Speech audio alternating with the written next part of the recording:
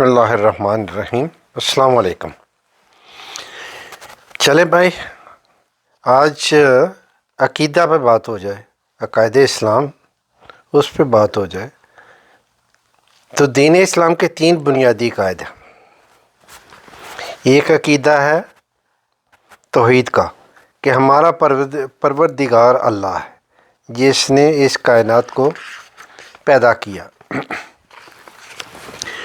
اس کی ذات میں یا اس کی صفات میں کوئی بھی شریک نہیں، وہ وحدہ لا شریک ہے۔ دوسرا عقیدہ ہے رسالت کا کہ نبی اکرم صلی اللہ علیہ وآلہ وسلم اللہ رب العزت کے سچے رسول اور خاتم النبیین ہیں۔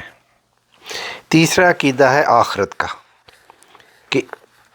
کہ اس زندگی کے بعد ایک اور بھی زندگی ہے جس کو عالم آخرت کہا جاتا ہے۔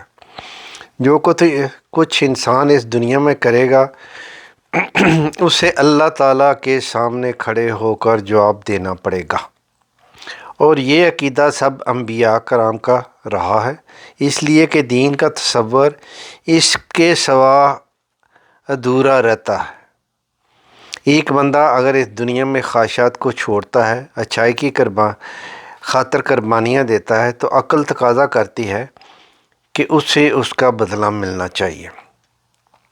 ایک آدمی اگر خواہشات کا بندہ بنتا ہے، دوسروں کے حقوق کو پامال کرتا ہے، ان کو تکلیف دیتا ہے، ایذا پہنچاتا ہے، عقل تقاضا کرتی ہے کہ اس بندے کو سزا ملنی چاہیے۔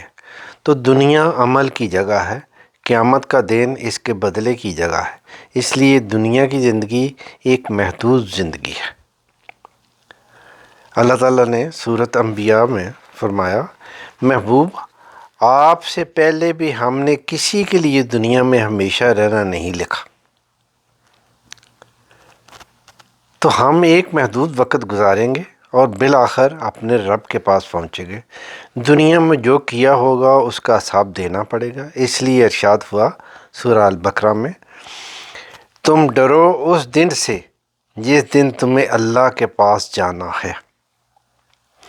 اس دن مومن کے لیے زندگی کا فیصلہ ہوگا، کامیابی ناکامی کا فیصلہ ہوگا۔ یہ قیامت کا تصور انسان کی پریشانیوں کو کم کر دیتا ہے، انسان کو خوشیوں میں بدمست نہیں ہونے دیتا، قابو میں رکھتا ہے۔ جو انسان جیسا کرے گا ویسا بھرے گا عدل کا بدلہ۔ تو یہاں ایک شعر مجھے یاد آ گیا، جیسی کرنی ویسی برنی، نہ مانے تو کر کے دیکھ، جنت بھی ہے دوزخ بھی ہے، نہ مانے تو مر کے دیکھ۔ تو جس طرح یعنی کہ عقیدہ کے 3 عقیدے ہیں۔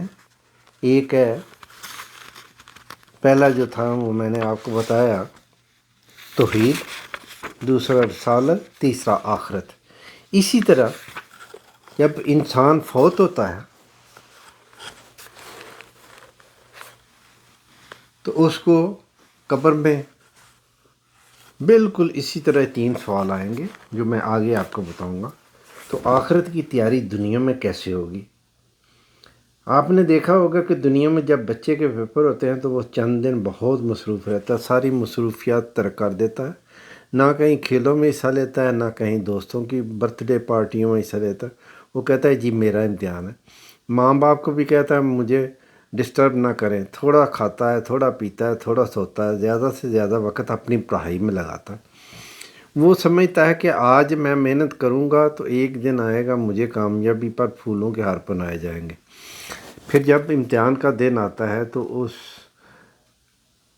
ایک اس کا اے پیپر ہوتا ہے اور ایک اس کا بی پیپر ہوتا ہے، اس کے بعد اس کا رزلٹ نکلتا ہے۔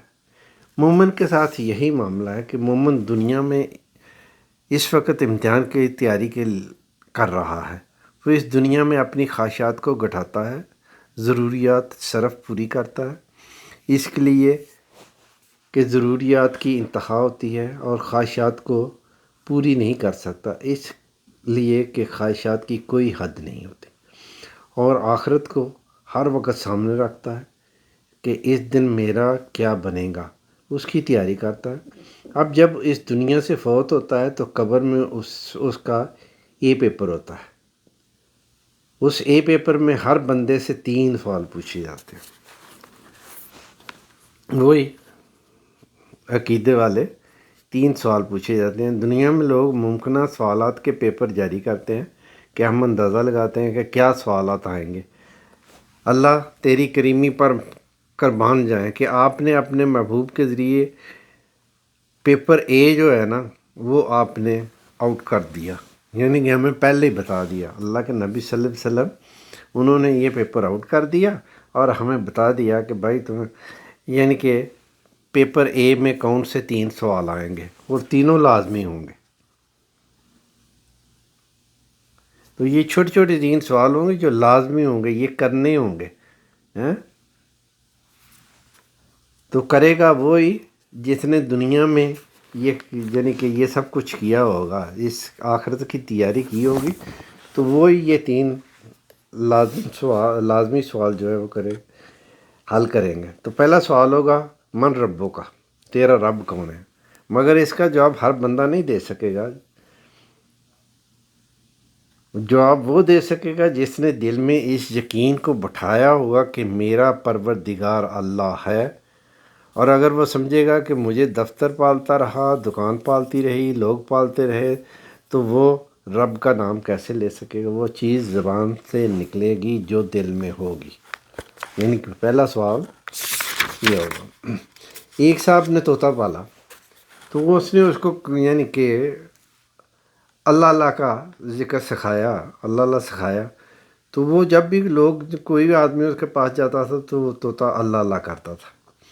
تو ایک دن بلی آئی، اس کا دوڑ لگ گیا، اس نے وہ طوطا پکڑا اور لے کر بھاگ گئی۔ تو جب وہ بلی اس کو لے جا رہی تھی تو طوطا ten ten ten ten ten ten کر رہا تھا، یعنی کہ تو وہ آدمی بڑا حیران ہوا، وہ پیچھے بھاگ رہا تھا بلی کے سے اس کی جان چھڑانے کے لیے، لیکن بلی نے بھی صحیح پکڑا ہوتا، وہ ٹین ٹین بیچارہ کرتا ہوا جا رہا، یعنی کہ بلی اس کو لے جا رہی تھی۔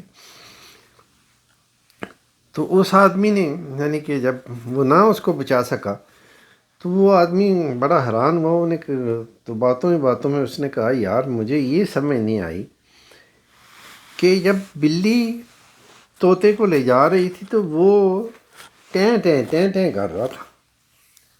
تو ایک اللہ والے نے اس کو بتایا کہ دیکھ، جو آپ نے اس کو سکھایا تھا وہ اس کی زبان پہ تھا، دل میں نہیں تھا۔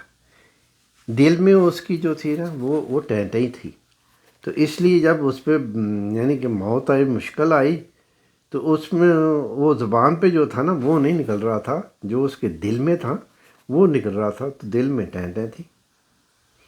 تو میرے دوستو، یعنی کہ جب آپ کے دل میں دکان ہوگی، دفتر ہوگا، کاروبار ہوگا، یعنی کہ کوئی بھی چیز ہوگی، تو پھر اس دن آپ بھی طوطے کی طرح ٹینٹیں کریں گے، یعنی کہ جو زبان پہ آپ کہہ رہے ہیں کہ بھائی ہم اللہ کو بھی مانتے ہیں، اللہ کے نبی صلی اللہ علیہ وسلم کو مانتے ہیں، آخرت کو بھی مانتے ہیں، لیکن دل میں کچھ اور ہوتا ہے، تو پھر اس دن جب موت کا وقت آئے گا تو قبر میں بھی پھر وہی نکلے گا جو دل میں ہوگا، یعنی کہ جو زبان پہ ہوگا وہ نہیں ہے۔ تو اس لیے اس پر محنت کرنی پڑے گی، تب دل میں یقین بیٹھتا ہے، ورنہ تو جہاں نظریں لگی ہوتی ہیں بس وہی انسان کا یقین ہوتا ہے۔ تو دوسرا سوال، من نبیوں کا، تیرا نبی کون ہے؟ اب اس کا جواب صحیح تو وہی دے گا جس نے قدم قدم پر نبی صلی اللہ علیہ وسلم کے مبارک طریقے کی پیروی کی ہوگی، جس نے حضور اکرم صلی اللہ علیہ وسلم ان کے زیر قدم رہ کر زندگی گزاری ہوئے، کھانے میں، پینے میں، لباس میں، طعام میں، قیام میں، ہر چیز میں جس نے اللہ کے نبی صلی اللہ علیہ وسلم کے طریقے کو اپنایا ہوگا، تو وہ انسان کہے گا کہ میرا نبی اللہ کے محبوب صلی اللہ علیہ وآلہ وسلم ہے۔ تو تیسرا سوال ہوگا، ماں دینوں کا، تیرا دین کون سا تھا؟ تو اللہ والوں نے محنت کی ہوتی ہے، ان کی موت بھی شان سے آتی ہے۔ حدیث پاک میں آتا ہے کہ جو بندہ باقاعدگی کے ساتھ اللہ کو یاد کرتا ہے، اللہ کے نبی صلی اللہ علیہ وسلم ان کی سنت پہ عمل کرتا ہے، یہاں تک کہ مسواک بھی اگر کرتا ہے تو اللہ تعالیٰ ملک موت کو بھیجتے ہیں کہ وہ اس سے شیطان کو مار بھگاتا ہے، یعنی کہ اس وقت جب اس کی جان نکل رہی ہوتی ہے تو اللہ ملک الموت کو کہتا ہے کہ اس شیطان کو یہاں سے مار بھگاؤ، اس بندے کو بتا دیتا ہے کہ تیرا وقت قریب ہے تو کلمہ پڑھ لے، تو وہ آدمی کلمہ پڑھ لیتا ہے کیونکہ شیطان تو وہاں سے بھاگ گیا۔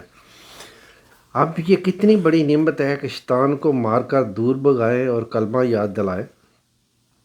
چنانچہ اللہ والوں کو موت کے وقت ایسی بشارتیں ہو جاتی ہیں، ان کے آگے کے مسئلے بھی اللہ آسان کر دیتا ہے، اس لیے کہ ان کا دل مخلوق میں نہیں اٹکا ہوتا، ان کا دل خالق کے ساتھ جڑا ہوتا ہے۔ تو دوستو، یعنی کہ آپ کو میں نے عقیدہ بھی اور 3 سوال بھی بتا دیے ہیں، تو ابھی یہ یعنی کہ آپ کا کام ہے کہ محنت کر لو، ان سوالوں کی تیاری کر لو۔ ابھی آپ کے پاس وقت ہے، وہ کیا کہتے ہیں، ابھی سا بھی ہے اور راہ بھی ہے، تو اس لیے کوشش کریں اور دعا کریں کہ اللہ تعالی ہمیں مرتے وقت کلمہ نصیب فرمائے، آمین۔